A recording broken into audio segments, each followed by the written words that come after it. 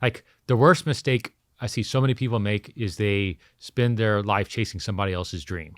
And, you don't want to chase somebody else's dream. You want to chase yours.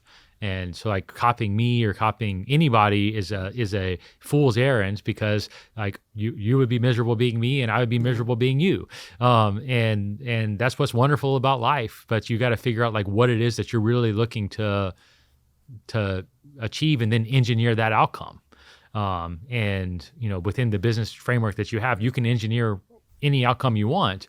But just like dominating an industry for the sake of it is not a good outcome. It's like if you really, want $1 million a year cash flow and to be able to be home for dinner every night at 5 o'clock and have a good life, then, that's a fairly easy outcome to engineer, but we should be working back. We should be, thinking through like, how do we engineer that? And like, what's the least stressful way of doing that? And then you probably don't want to do the pure direct to consumer part of the business. You can have a much easier business model that's sustainable, that gets you to that. And we should be putting our energy into that.